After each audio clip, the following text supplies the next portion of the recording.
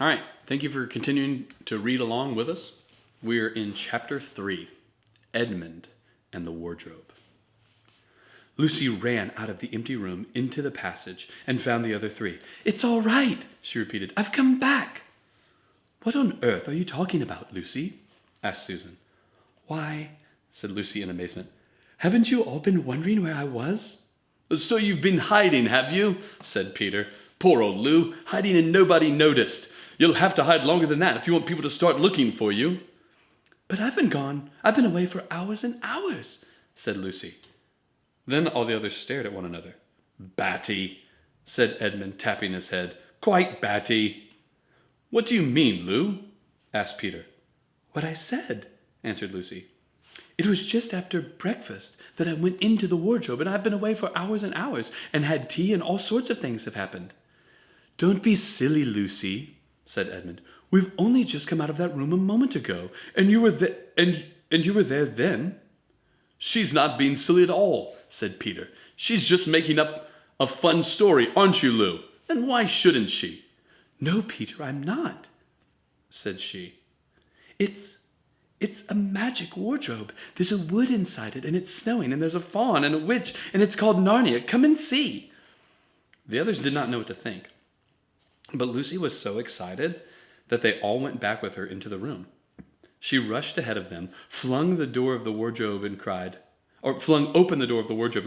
"Now, go in and see for yourselves." "Why, you goose," said Susan, putting her head inside and pulling the fur coats apart. "It's just an ordinary wardrobe. There's the back of it." Then everyone looked in and pulled the coats apart, and Lucy herself saw, a perfectly ordinary wardrobe. There was no wood and no snow, only the back of a wardrobe with hooks on it. Peter went in and rapped his knuckles on it to make sure that it was solid. A jolly good hoax, Lou," he said as he came out again.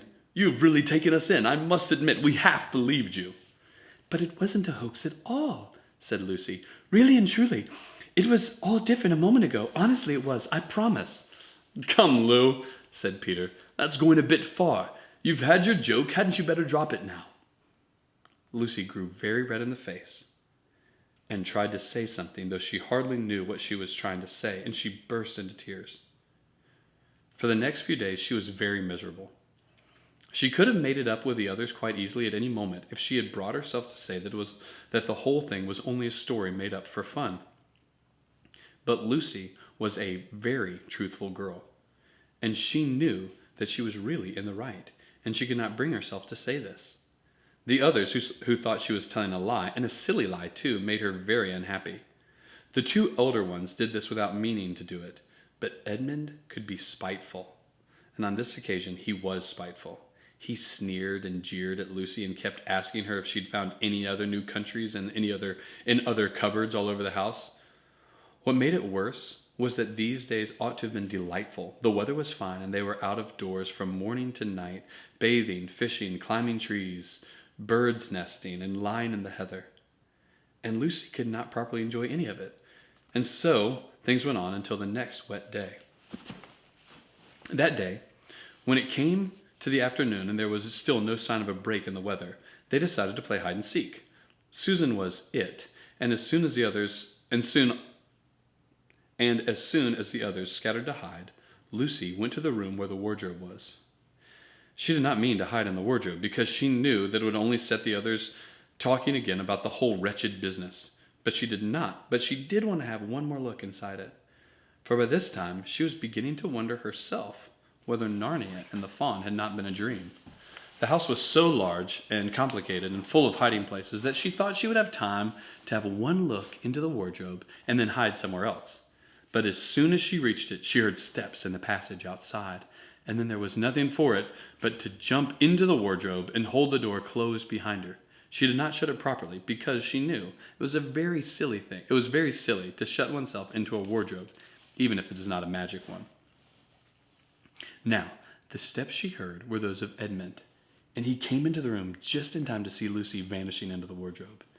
He at once decided to get into it himself, not because he thought it a particularly good place to hide, but because he wanted to go on teasing her about her imaginary country. He opened the door. There were the coats hanging up as usual, and a smell of mothballs and darkness and silence, and no sign of Lucy. "She thinks I'm Susan come to catch her," said Edmund to himself, "and so she's keeping very quiet in the back." He jumped in and shut the door, forgetting what a very foolish thing this is to do. Then he began feeling about for Lucy in the dark. He had expected to find her in a few seconds and was very surprised when he did not. He decided to open the door again and let in some light, but he could not find the door either. He didn't like this at all and began groping wildly in every direction. He even shouted, "Lucy, Lou, where are you? I know you're here." There was no answer, and Edmund noticed that his own voice had a curious sound. Not the sound you expect in a cupboard, but a kind of open-air sound. He also noticed that it was unexpectedly cold, and then he saw a light. "Thank goodness," said Edmund. "The door must have swung open on its own accord." He forgot all about Lucy and went towards the light, which he thought was the open door of the wardrobe. But instead of finding himself stepping out into the spare room, he found himself stepping out from the shadow of some thick, dark fir trees into an open place in the middle of a wood. There was a crisp, dry snow under his feet, and more snow lying on the branches of the trees. Overhead there was a pale blue sky, the sort of sky one sees on a fine winter day in the morning. Straight ahead of him, he saw between the tree trunks the sun just rising, very red and clear. Everything was perfectly still, as if he were the only living creature in that country. There was not even a robin or a squirrel among the trees, and the wood stretched as far as he could see in every direction. He shivered. He now remembered that he had been looking for Lucy, and how unpleasant he had been to her about her imaginary country, which now turned out to have not been imaginary at all. He thought that she must be somewhere quite close, and so he shouted, "Lucy, Lucy, I'm here too! Edmund!" There was no answer.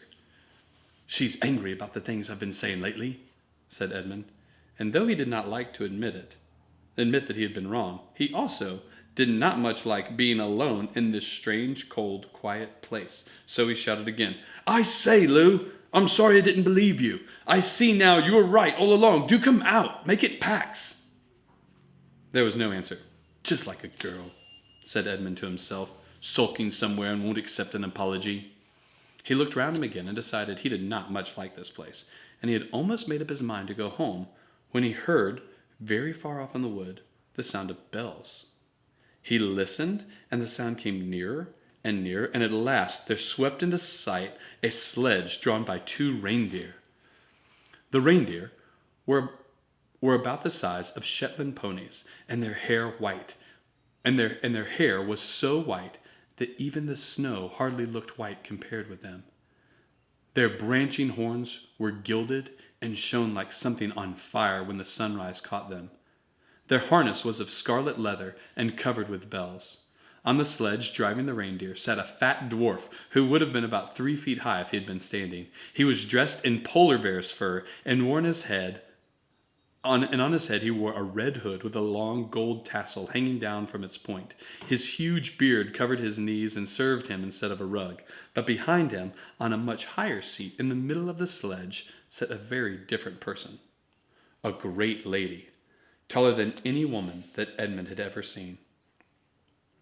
She also was covered in white fur up to her throat, and held a long, straight, golden wand in her right hand, and wore a golden crown on her head. Her face was white, not merely pale, but white like snow or paper or icing sugar, except for her very red mouth.